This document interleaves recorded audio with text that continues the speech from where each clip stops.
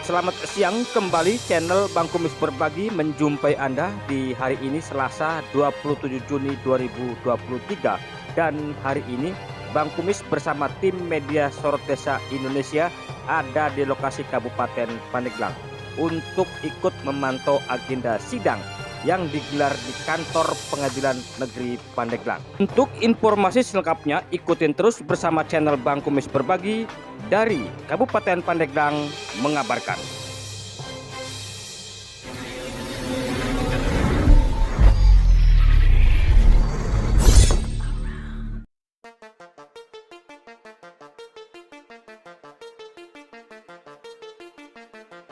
Pengadilan Negeri Pandeglang menggelar sidang lanjutan kasus penyebaran video porno asusila untuk ancaman atau revenge porn digelar secara tertutup. Terdakwa Alwi dihadirkan secara daring atau online Selasa 27 Juni 2023. Sidang baru bisa dimulai sekitar pukul 16.09 waktu Indonesia bagian Barat.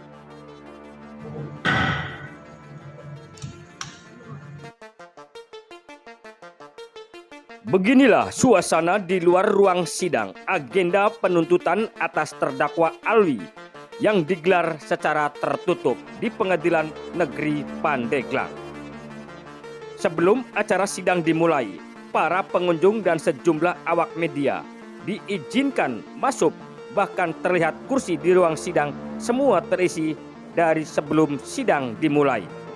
Majelis Hakim memberitahukan kepada seluruh yang hadir bahwa sidang hari ini digelar secara tertutup dan mengizinkan kepada awak media hanya diperbolehkan mengambil gambar sebelum sidang dimulai.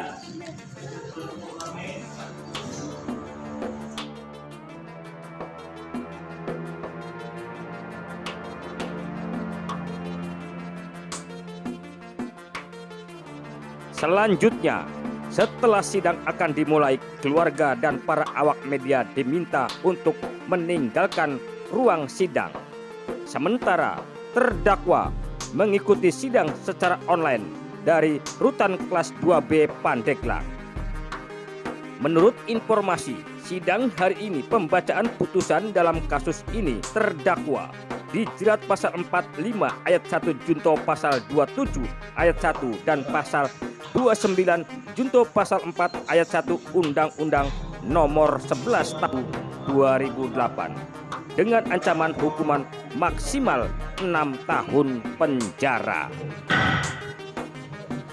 Sementara itu, di luar ruang sidang, kakak korban Iman Jainatul Hairi saat diwawancarai sejumlah awak media mengatakan, ya, kronologi awalnya kita pada bulan Desember mendapatkan salah satu adik kami laki-laki mendapatkan kiriman secara melalui akun palsu ya, video yang memperlihatkan tindakan asusila dan ada adik kami di sana. Nah, setelah melalui penyidikan ternyata pelakunya adalah yang sekarang menjadi terdakwa. Saat itu kita terkejut, kemudian kita juga mencoba membicarakan ini baik-baik dengan adik kami, karena kan ini memang bukan sesuatu yang menyenangkan, sesuatu yang memalukan ya, untuk katakan seperti itu. Tapi karena untuk menjaga kondisi psikologis dan juga agar adik kami tidak sedih, kami mencari informasi kepada teman-temannya. Kami kira ini hanya hubungan seksual biasa ya, tetapi setelah kami bertanya kepada satu persatu teman-temannya, ternyata mereka juga sudah dikirimi video-video tersebut, cuman secara personal, kamu gitu. Bagaimana itu terjadi? Karena dipilih kalau ada yang terlalu dekat dengan adik kami, laki-laki ataupun perempuan, itu dikirimin videonya. Jadi emang pelaku ingin membuat hidup adik kami tidak tenang, ya, seperti itu ya. Nah, kemudian teman-temannya juga beberapa di sini, terima kasih, support sekali. Ini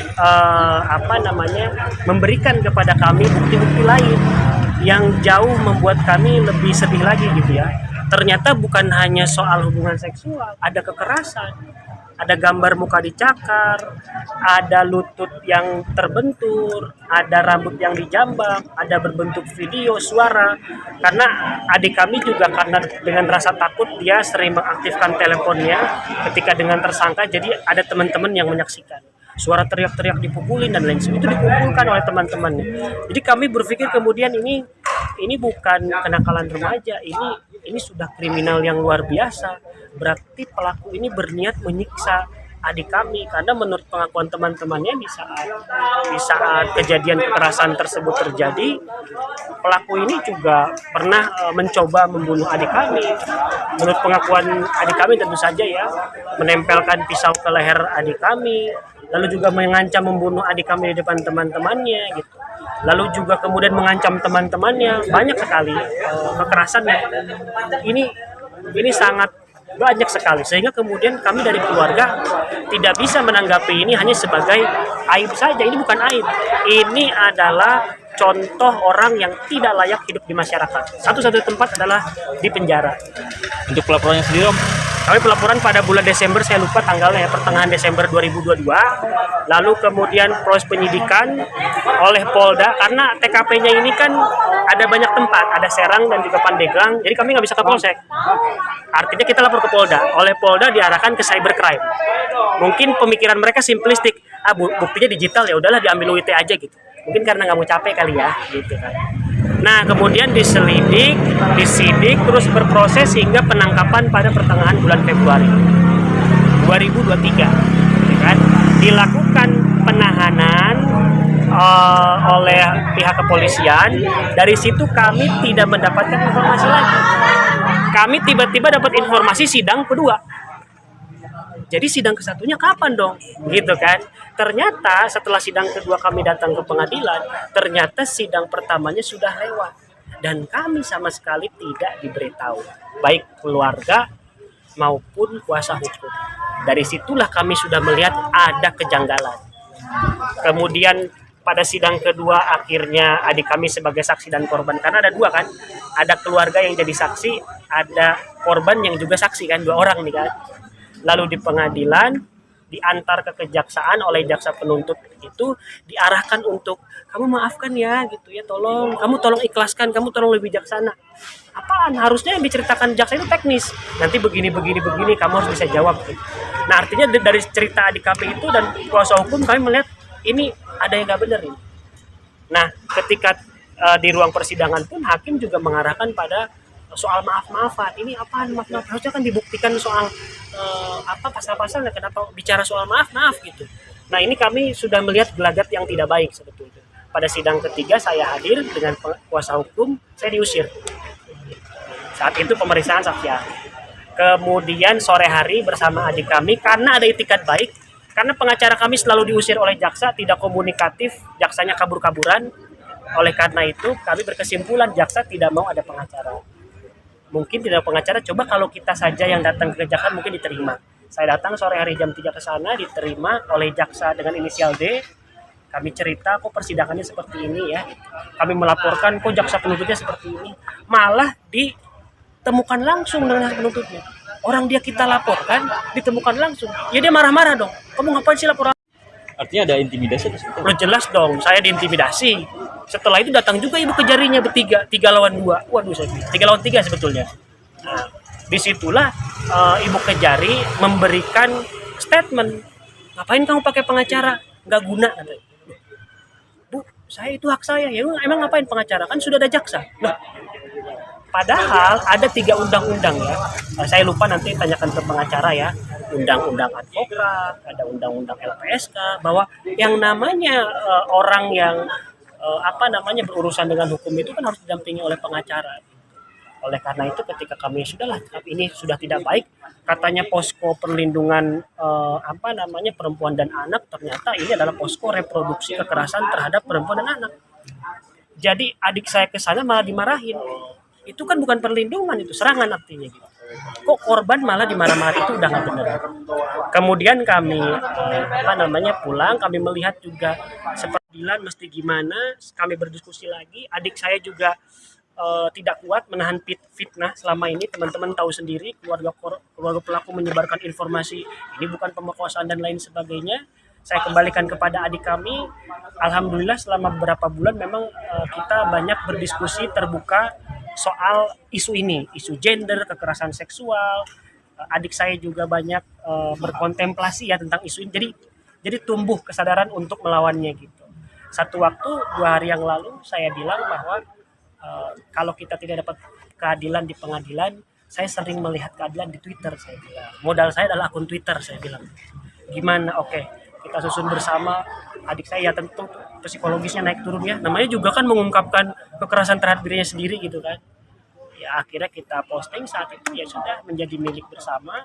Ternyata alhamdulillah banyak orang baik, banyak orang yang membantu kami untuk mendapatkan keadilan, banyak ormas, lembaga-lembaga, komisi-komisi, luar biasa dukungannya.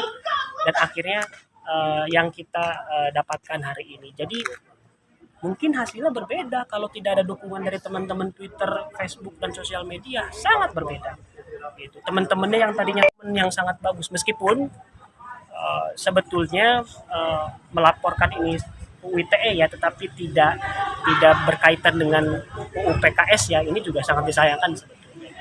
Padahal undang-undang PKS itu sangat bagus sekali. Jadi ini pertanyakan juga kepada Polda Banten, kenapa Anda ini tidak merekomendasikan pemerintah? Kenapa Anda memaksakan dengan bukti yang sedikit itu? Yang kami bagikan itu banyak buktinya, dalam flash disk berapa giga gitu. Tapi yang dipakai cuma sedikit. Nah ini kan yang tidak adil. Om, satu lagi Om terkait tanggapannya sebagai keluarga nih terkait hasil sidang tadi seperti apa nih? Tadi kan ada tuntutan 6 tahun penjara nih. Ya kalau berdasarkan tuntutan, lalu tuntutan yang maksimal itu memang sebuah keberhasilan ya. Tetapi kemudian satu hal yang kami ingin sampaikan, kami ke pengadilan itu untuk mengembalikan hak-hak adik kami.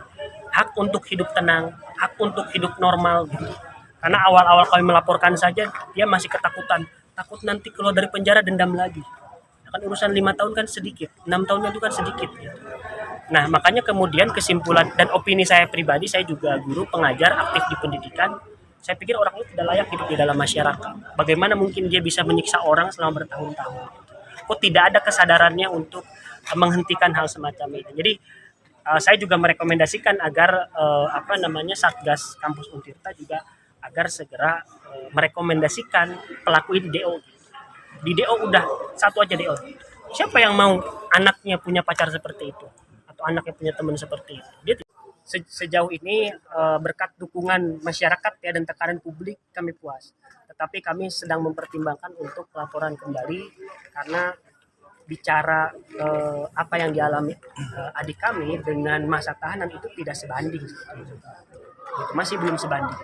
Tapi kita lihat ke depan ya, karena kita juga punya beban moral. Kalau ini kami hanya puas sampai di sini, ini juga akan menjadi persoalan struktural yang akan ditiru. Oh berarti kalau diperkosa UIT aja, kan bahaya juga. Jadi saya mohon dukungan teman-teman, kita ingin negeri ini lebih adil. Itu saja. Artinya akan ada pelaporan lagi terkait hal ini? Itu sedang kami diskusikan dengan kuasa hukumnya. Ini kan yang kita ukur semuanya ya, keluarga ini berbulan-bulan ya. Jangan kalian kira hidup kita tidak berantakan ya, pekerjaan, waktu gitu ya. Tapi kami juga tetap memiliki beban moral agar semua mendapatkan haknya. Itu saja.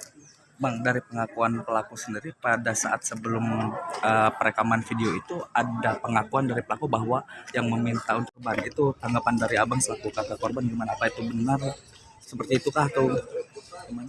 Kalau kami selaku keluarga tentu tidak mempercayai itu gitu ya. Karena pelaku ini kan jauh lebih kami juga mendengar isu ya bahwa pelaku ini juga kan pergaulannya kurang baik gitu dan sebagainya. Dan karena melihat historinya dia sangat memaksa, kami pikir kalau tidak dengan ancaman tidak mungkin itu terjadi. Berarti keterangan pelaku mengada-ngada ya? Menurut kami itu mengada-ngada. Soal pelaku yang tidak dihadirkan di persidangan hari ini itu sangat aneh sebetulnya ya, sangat aneh, sangat aneh itu sangat aneh, tidak normal dan sangat aneh. Harusnya dihadirkan. Apa? Kami sampai hari ini belum tahu alasannya apa, kami pun belum tahu. Makanya sangat tidak lazim. Makanya kami pikir ini pengadilan ajaib kalau saya sebutnya. Sama persidangan juga kenapa tidak pernah dihadirkan? Oh, kalau tidak pernah.